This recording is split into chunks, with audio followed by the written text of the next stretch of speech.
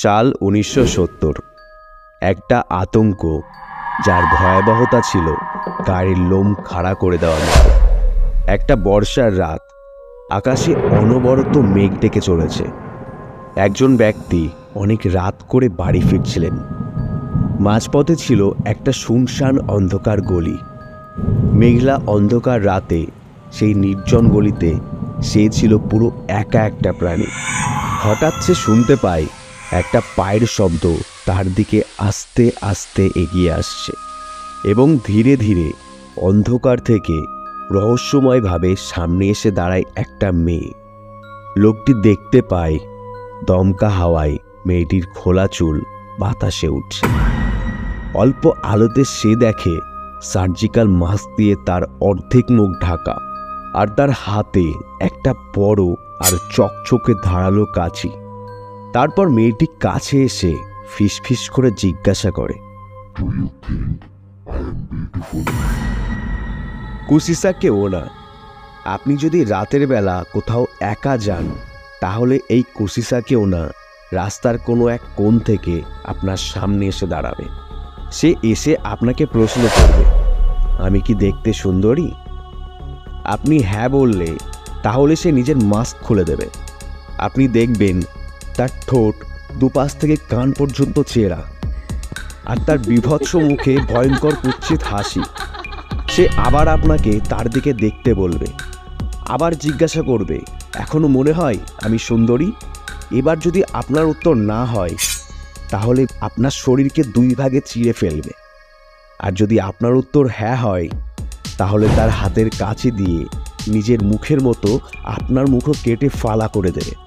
তারপর সে অশুভ স্বরে হেসে উঠবে, কারণ আপনাকেও তখন তার মতো ভয়ঙ্কর দেখতে লাগবে। ধীরে ধীরে কুসিসাকে নোংরা ছায়া অদৃশ্য হয়ে যাবে, আর নির্জন গলিতে রেখে যাবে একটা হাড় হিম করা শীতল গল্প। এই মেয়েটির নাম কুসিসা কেউ না।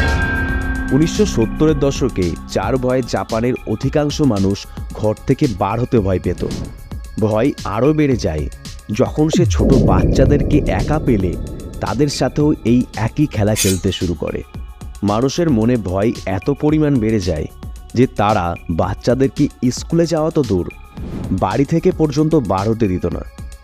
কিন্তু কে এই কুসিসা কেউ না? লোককথা অনুযায়ী ঘটনা শুরু একটি সুন্দরী মেয়ের সাথে একটা সামুরাইয়ের বিয়ে থেকে। নিজের সৌন্দর্যের প্রতি অহংকার থাকার ফলে মেয়েটি বিবাহিত হওয়া সত্ত্বেও অন্য পুরুষদের সাথে সম্পর্ক শুরু করে। যখন সামুরাই জানতে পারে যে তার বিবাহিত বউ এমন ধরনের কাজ করছে, সে রেগে যায় আর তার তরোয়াল দিয়ে মেয়েটির মুখ চিরে ফেলে বলে, দেখি এবার কে তোকে সুন্দর বলে। মেয়েটি অত্যন্ত যন্ত্রণায় সেখানেই মারা যায়। কিছু বছর পর তার প্রেতাত্মা ফিরে আসে প্রতিশোধ নেওয়ার জন্য। তার স্বামী যেহেতু বলেছিল কেউ তাকে সুন্দর বলবে না, সেই জন্যেই মেয়েটি সবাইকে জিজ্ঞাসা করতে শুরু করে যে সে দেখতে সুন্দর কিনা। আচ্ছা, আপনি কখনো ট্রেনে দুর্ঘটনায় মারা যাওয়া লাশ দেখেছেন? দেহের মাঝখান থেকে দুই ভাগ হয়ে যাওয়া লাশ, অর্থাৎ মৃত ব্যক্তির কোমরের নিচ থেকে বাকি অংশ কাটা পড়েছে। কল্পনা করলে ভয় পাবেন না তো? আর যদি এমনটা হয় যে সেই আধকাটা লাশের অর্ধেক অংশ রোজ মাঝরাতে ঘুরে বেড়ায়? জাপানি ভুতুড়ে ঘটনার মধ্যে মেরুদণ্ড ঠান্ডা করে দেওয়ার মতো আরও একটা গল্প রয়েছে, যার নাম টেকে টেকে। অভিশপ্ত এই টেকে টেকে কোনো সাধারণ ভূত নয়, সে প্রতিশোধ চাওয়া একটা বিকৃত আত্মা। শোনা যায় টেকে টেকে একটা সময় একটি যুবতী মেয়ে ছিল। একটা ট্রেন দুর্ঘটনায় দুঃখজনকভাবে অর্ধেক কাটা পড়ে মারা যায়। তারপর থেকে আধকাটা শরীর নিয়ে মাঝরাতে ঘুরে বেড়ায় তার অতৃপ্ত আত্মা।